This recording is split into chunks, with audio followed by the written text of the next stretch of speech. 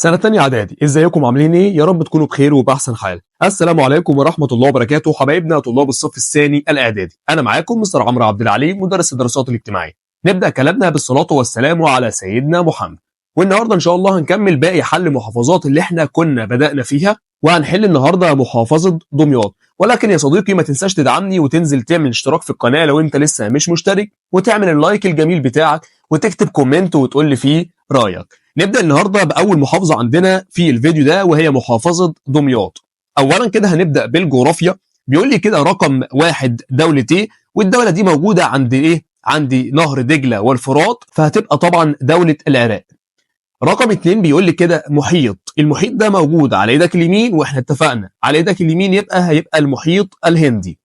رقم 3 بيقول لي كده جبال. جبال دي اتكررت في اكتر من امتحان قبل كده، فهتبقى اسمها جبال اطلس. رقم 4 بيقول لي اقليم مناخي، وبص جايبها لك فين؟ جايبها لك في وسط قارة افريقيا، فهتبقى طبعا الاقليم الصحراوي. السؤال الثاني بقى بيقول لي كده الموقع بالنسبة لليابس او الماء. طبعا دي هتبقى الموقع الجغرافي.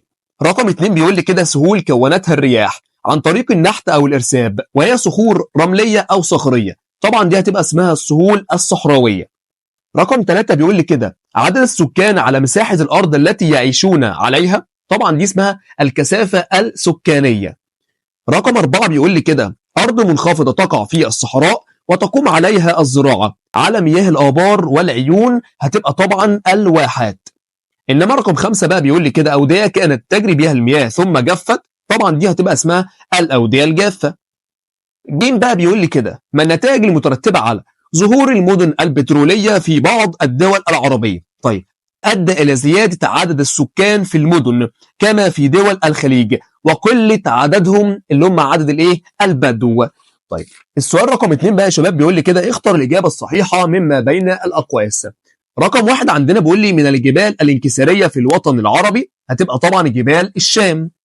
رقم 2 بيقول لي كده يجري في السهول التي تنحصر بين جبال الشام عدة أنهار، هتبقى طبعا نهر الليطاني والعاصي، والليطاني موجودة هنا في الاختيارات فهختارها. رقم 3 بيقول لي جنوب غرب شبه الجزيرة العربية ينتمي للإقليم نقط، هقول له طبعا هيبقى الإقليم المداري. رقم 4 بقى يا أولاد بيقول لي كده تتسم المناطق العشوائية بإيه؟ هقول له كده تتسم بقلة المرافق. إنما رقم 5 بقى بيقول لي كده يفضل سكان نقط سكني الجبال لاعتدال مناخها، فأقول له كده اليمن. ب بقى بيقول لي كده بما تفسر تميز الوطن العربي اجتماعيا عن باقي المجتمعات. طيب هنا يقصد بيه يعني القيم والأخلاق اللي بتميز الوطن العربي، فأقول له كده بسبب تمسكه بالقيم والأخلاق الدينية والترابط الأسري وكمان المواطنة والتسامح. جيم بقى وآخر سؤال عندنا في الجغرافيا بيقول لي في أي الدول العربية توجد الظاهرات الجغرافية الآتية؟ طيب أول واحد بيقول لي كده جبال الحجاز، وجبال الحجاز دي موجودة عندنا في قارة آسيا، وكمان موجودة في دولة السعودية. رقم 2 بيقول لي كده واحد الكفرة، ودي طبعا موجودة عندنا في ليبيا. رقم 3 بيقول لي أشجار الأرز، ودي موجودة في الغابات المعتدلة، تمام، واتخذته دولة لبنان شعارا لها، فأقول له كده هتبقى لبنان. رقم 4 بيقول لي كده مضيق جبل طارق، وده طبعا موجود عندنا في دولة المغرب. وبكده نكون خلصنا الجغرافيا ونبدأ عندنا في التاريخ. تاني حاجة عندنا بقى نحلها وهي التاريخ طبعا، وهنبدأ بأول حاجة عندنا. بيقول لي كده كانت أسواق العرب قبل الإسلام تقتصر على التجارة فقط، هقول له لا طبعا إجابة خاطئة. رقم 2 بيقول لي نالت السيدة خديجة مكانة عظيمة في المجتمع العربي، طبعا إجابة صحيحة. رقم 3 بيقول لي كده يعد صلح الحديبية فتحا مبينا على المسلمين، هتبقى طبعا إجابة صحيحة. بعد كده بيقول لي كده اتبع المسلمون نظام الوراثة في اختيار الخلفاء الراشدون، هتبقى طبعا إجابة خاطئة نظام الشورى. رقم 5 بيقول لي شارك علي بن أبي طالب في كل غزوات الرسول ما عدا غزوة الخندق، هتبقى إجابة خاطئة وهنشيلها ونحط تابوك. ب بقى بيقول لي كده رتب الأحداث الآتية من الأقدم إلى الأحدث. رقم 1 طبعا هتبقى بيعة العقبة الثانية لأن دي أيام الرسول، وبعد كده جمع القرآن الكريم، وبعد كده معركة القادسية، وبعد كده هنقول له كده فتح مصر. طيب جيم بقى بيقول لي كده ما الدروس المستفادة من هجرة الرسول؟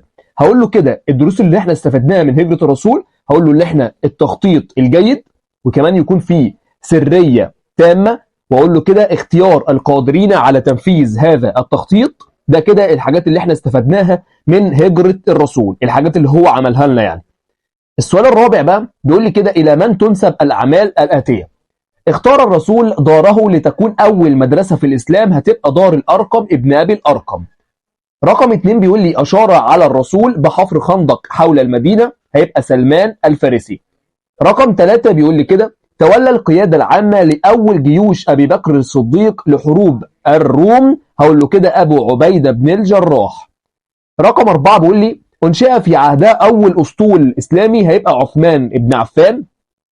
انما به بقى بيقول لي كده: اكمل العبارات الاتيه بما يناسبها من كلمات. ارسل عبد المطلب الرسول الى ديار نقط بالباديه، هقول له كده ديار بني سعد. رقم 2 بيقول لي: رفضت قبيلتا نقط ونقط الدخول في الاسلام بعد فتح مكه، فانتصر عليها الرسول في غزوه حنين، هقول له طبعا هوازن وثقيف. رقم 3 بيقول لي كده: قام الرسول بنقط بين المهاجرين والانصار، هقول له كده المؤاخاه ما بين المهاجرين والانصار. رقم 4 بيقول لي كده: قام الخليفه نقط بحروب المرتدين، فطبعا اقول له ابو بكر الصديق. انما رقم 5 بقى بيقول لي كده: انشئت الدواوين في عهد الخليفه نقط، هقول له كده عمر ابن الخطاب. اخر سؤال عندنا بقى في التاريخ بيقول لي كده: ما النتائج المترتبه على معركه ذات الصواري البحريه سنه 34 هجريه؟ هقول له ادى الى انتصار المسلمين، وطبعا تدمير اسطول الروم وقتل الالاف منهم. دي كده النتائج الذي ترتبت على معركه ذات الصواري. وبكده نكون خلصنا محافظه النهارده. وطبعا مش محتاج اقول لك، لو انت عايز تحقق اقصى استفاده من الفيديو ده، حل الامتحان لوحدك وبعد كده تعالى وخش على الفيديو واعرف الحل بتاعك صح ولا غلط. وبس كده، واستنوني في المحافظات التانية هنزلها لكم في اقرب وقت ممكن. والسلام عليكم ورحمه الله وبركاته.